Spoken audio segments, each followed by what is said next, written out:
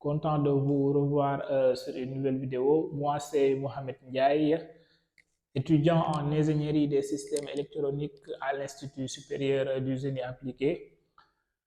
Bon, comme d'après ce qui précède, aujourd'hui aussi, on va essayer de corriger un exercice sur asservissement et régulation. D'après les vidéos précédentes, on avait travaillé sur le circuit RC en série, le circuit RLC en série. Aujourd'hui, on va travailler avec un circuit mixte, c'est-à-dire en série et en parallèle. Dans cet exercice, on a un condensateur et une résistance qui sont en parallèle et l'ensemble est en série avec une résistance R1. Donc, l'examinateur nous demande de déterminer, de calculer du moins G de P. G de P, c'est la fonction de transfert. On l'appelle aussi l'admittance. OK, entre V de P et VE de P et VS de P. VE de P, c'est la tension à l'entrée, VS de P, c'est la tension à la sortie. Avant d'aller plus loin, je tiens à remercier monsieur Momodou et Mohamed. La fois passée, ils ont fait des commentaires intéressants.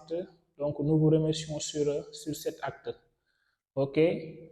Vous aussi, si vous avez des suggestions à faire sur nos vidéos et sur notre chaîne YouTube, vous pouvez le mettre dans les commentaires.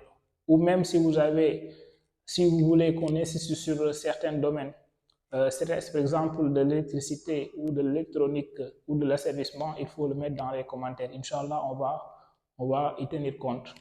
OK, merci. Donc ici, l'examinateur nous demande de calculer G de P. OK, c'est la transition de transfert. On sait que G de P est donné par Vs de P sur VE de P.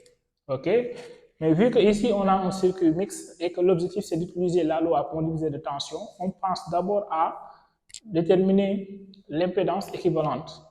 OK, par exemple, ici, si je pose que ça égale à Z équi, OK, je vais essayer de déterminer Z équi parce que ces deux impédances sont en parallèle. Du coup, on aura Z équi égale à R2 fois 1 sur CP, le tout sur la somme des impédances R2 plus 1 sur CP. OK? Dans ce cas, il suffit tout simplement de réduire au même dénominateur. Donc, on a Z équi égale à R2 sur R2 CP plus 1. Après avoir déterminé l'expression de Z équi, on peut transformer le circuit en série, c'est-à-dire faire ceci. OK? Z, comme ça.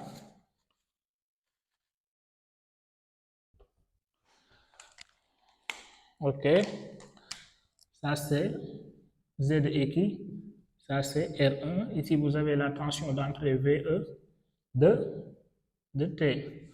Pas de P, c'est de T. OK, on est dans le domaine temporel. L'objectif, c'était quitter le domaine temporel et aller dans le domaine de la place. OK, on a transformé ce circuit-là en série. Après avoir fait ceci, on peut appliquer la loi Pont-Diviseur de tension. La loi Pont-Diviseur de tension nous dit quoi?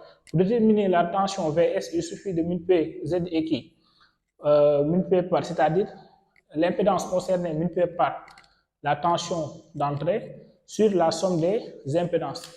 On va essayer ceci. Donc, on dira que Vs de P n'est rien d'autre que Z équi fois la tension d'entrée dans le domaine de la place V de P sur la somme des impédances. La somme des impédances, c'est quoi? C'est R1 plus Z équi tout court. OK? Si je remplace, on aura Z équi, c'est égal à R2 sur R2 CP plus 1 sur R1 plus R2 sur R2 CP plus 1 Après avoir fait ceci, il reste tout simplement à réduire au même dénominateur. Donc, on a Vs de P sur VE de P. Ce VE de P là, je l'ai amené ici en faisant le produit croisé. Ça va rester R2 sur R1 plus R2, ok, plus R1, R2, CP, mes amis, c'est ça. D'après ce qui précède, l'autre vidéo précédente, vous avez dit que l'objectif d'un système, c'est-à-dire si on travaille avec un système du premier ordre, il faut toujours essayer de l'écrire sous la forme K sur taux P, c'est-à-dire G de P égale à K comme étant le gain statique du système sur 1 plus taux P avec taux, la constante du temps. Donc ici, qu'est-ce qu'on aura si on veut l'écrire sous cette forme? On aura tout simplement G de P égale à, parce qu'il suffit de factoriser par 1, R1 plus R2. Donc on aura R1, du moins R2 sur R1 plus R2 au niveau du numérateur qui représente notre cas. Et ici, on aura R1 fois R2 sur R1 plus R2, c'est le tout fois P qui représente c'est ça qui représente le taux. Ok, c'est-à-dire que R1 fois R2 sur R1 plus R2 fois C. Plus, ok, je prends une autre couleur, le noir, plus 1. Ok, donc on l'a mis sous la forme de K sur taux P plus 1. Cela veut dire que notre système là est un système du premier ordre. Je vais préciser avec K. Le gain est statique. Inch'Allah, on va essayer de faire une vidéo sur les systèmes du premier ordre avec, pour expliquer certains détails, avec K égale à R2 sur R1 plus R2 et taux, la constante de temps, taux égale à R1 fois R2 C sur R1 plus R2. Ok? Donc, on a fini la première question. L'expression demandée par l'examinateur, c'est là. Ok? Donc, on va attaquer la deuxième question.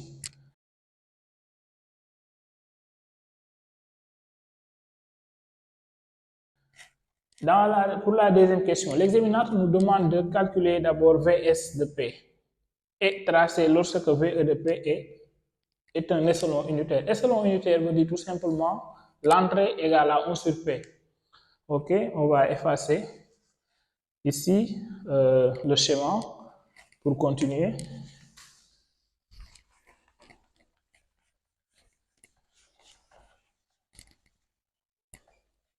Ok, donc je peux même effacer là, ou bien j'efface ici, ça marche.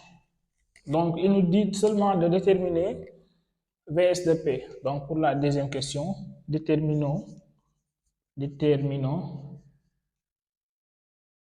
Vs de P, c'est-à-dire la sortie dans le domaine de Laplace.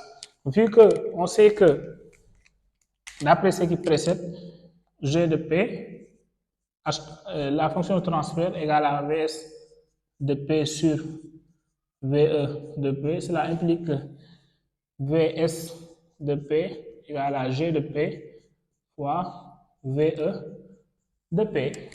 Ok?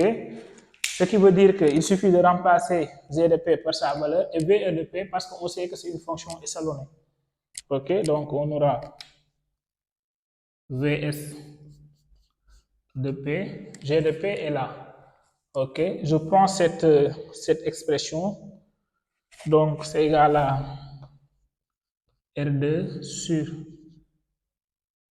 R1 plus R2 au niveau du numérateur. ok, multiplié par R1, R1 fois R2 sur R1 plus R2 CP plus 1, le tout multiplié par, multiplié par P. Ok, c'est ça. Donc, c'est ça l'expression de VS de P. Et par la suite, il nous demande de déterminer, après avoir déterminé VS de P, tracer la courbe. Ok, on va effacer cette partie vu qu'on a fini avec.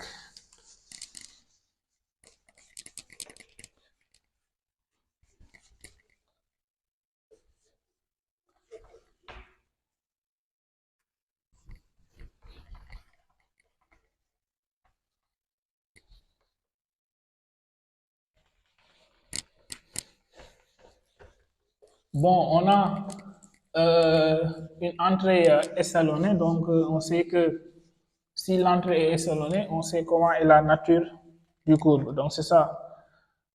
Donc on a Kp, déjà, on sait que G de P s'écrit sous la forme K sur tau P plus 1. On pouvait même donner l'expression de G de P, G de T en fonction du temps.